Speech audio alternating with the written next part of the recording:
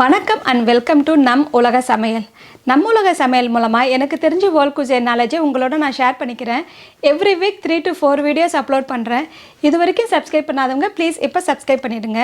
இன்றைக்கி நம்ம உலக சமையலில் சாக்லேட் ப்ரௌனி எப்படி செய்கிறதுன்னு செஞ்சு காட்ட போகிறேன். இது நல்லா ஃபஜ்ஜியாக நல்லா டேஸ்ட்டாக இருக்கும். இதை அப்படியேவும் சாப்பிட்லாம், இல்லைனா ஐஸ்கிரீம் கூட வச்சு சாப்பிட்டா ரொம்ப சூப்பராக இருக்கும். இது ரொம்ப பண்ணுறது ஈஸி தான், ரொம்ப ஃபாஸ்ட்டாக பண்ணிடலாம். வாங்க இப்போ எப்படி சாக்லேட் ப்ரௌனி செய்யலான்னு போய் பார்க்கலாம். ப்ரௌனி செய்ய தேவையான பொருட்கள் இதுதான். 1 கப்பு சாக்லேட் சிப், 1 கப்பு மைதா, 3/4 கப்பு சர்க்கரை, 3/4 கப்பு ப்ரௌன் சுகர். உங்ககிட்ட ப்ரௌன் சுகர் இல்லைனா ஒயிட் சுகரை யூஸ் பண்ணிக்கலாம். 3 முட்டை, 1 tablespoon vanilla essence, 1/2 teaspoon coffee powder. நீங்கள் இன்ஸ்டன்ட் காஃபி பவுடர் எதுனாலும் எடுத்துக்கலாம். இது ஆப்ஷனல் தான், உங்களுக்கு வேண்டான்னா இதை நீங்கள் ஸ்கிப் பண்ணிக்கலாம். சாக்லேட்டும் இந்த காஃபி பவுடரும் போட்டால் கொஞ்சம் நல்லா டேஸ்ட்டாக இருக்கும், அதனால தான் நான் போடுறேன். இல்லைனா உங்கள்கிட்ட காஃபி டிகாஷன் இருந்தாலும் 1 ஸ்பூன் ஊற்றிக்கோங்க. 3/4 cup cocoa powder, unsweetened cocoa powder எடுத்துக்கோங்க. 1 கப்பு மெல்டட் பட்டரு, உப்பு ஒரு 2 பிஞ்சு. இப்போ நம்ம எல்லாத்தையும் மிக்ஸ் பண்ணிக்கலாம். ஃபஸ்ட்டு ஒரு பெரிய பவுல் எடுத்துக்கோங்க. அதில் மெல்ட் பண்ணி வச்சு இந்த பட்டரை ஊற்றிக்கலாம்.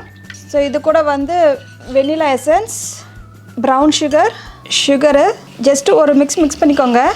உங்களுக்கு இதுக்கு பீட்டர் எல்லாம் தேவையே இல்லை, கையிலே பண்ணிடலாம். விஸ்கி வச்சு அடிச்சிக்க வேண்டியது தான்.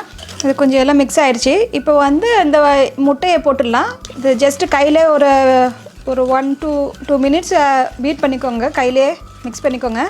ஜஸ்ட்டு இந்த அளவுக்கு மிக்ஸ் ஆனால் போதும். ஒரு நிமிஷம் வரைக்கும் இப்போ அடித்தாவே போதும். கொஞ்சம் ஸ்பீடாக அடித்தா 1 நிமிஷம், கொஞ்சம் மெதுவாக அடித்தா ஒரு 1 to 2 மினிட்ஸ் அடிச்சுக்கோங்க. ஸோ இப்போ எல்லா மாவையும் நம்ம போட்டுக்கலாம்.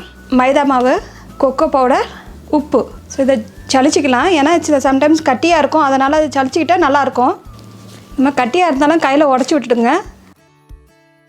இது கூட காஃபி பவுடரும் போட்டுக்கலாம். இதை ஜஸ்ட்டு அப்படியே மிக்ஸ் பண்ணுறது தான்.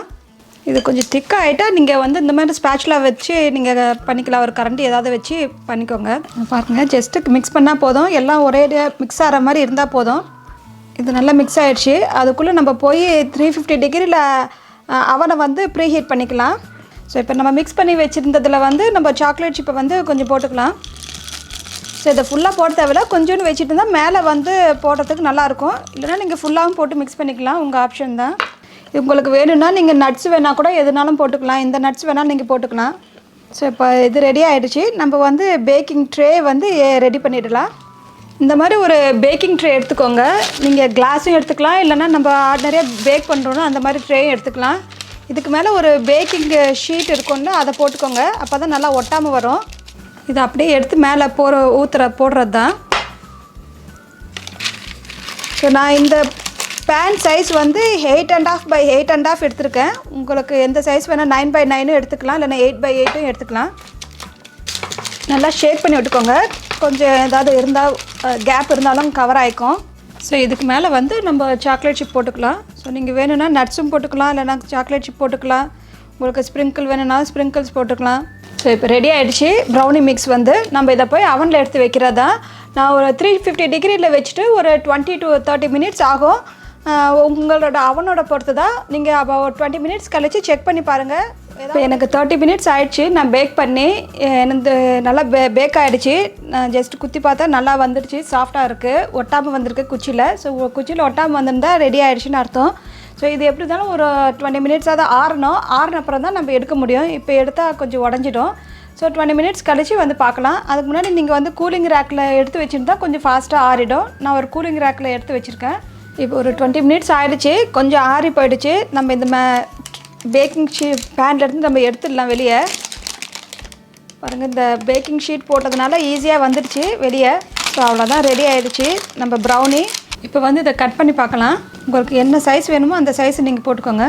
பாருங்கள், ரொம்ப சாஃப்டாக நல்லா ஃபஜ்ஜியாக இருக்குது. நான் திரும்பி எல்லாத்தையும் கட் பண்ணிவிட்டு நாங்கள் திரும்பி ப்ரெசென்ட் பண்ணுறோம் உங்களுக்கு. இதோ நம்ம பண்ண சாக்லேட் ப்ரௌனி ரெடி ஆகிடுச்சு. நீங்களும் பண்ணி பாருங்கள், உங்களுக்கும் ரொம்ப பிடிக்கும். உங்களுக்கு என்ன டவுட்ஸ் இருந்தாலும் கமெண்ட்ஸ் பண்ணுங்கள், நான் உடனே ரிப்ளையும் பண்ணுறேன். லைக் பண்ணுங்கள், ஷேர் பண்ணுங்கள், சப்ஸ்கிரைப் பண்ணுங்கள். பக்கத்தில் இருக்க பெல் பட்டனையும் ப்ரெஸ் பண்ணுங்கள். அப்போ தான் நான் போடுற வீடியோலாம் உங்களுக்கு நோட்டிஃபிகேஷனாக வரும். தேங்க்யூ.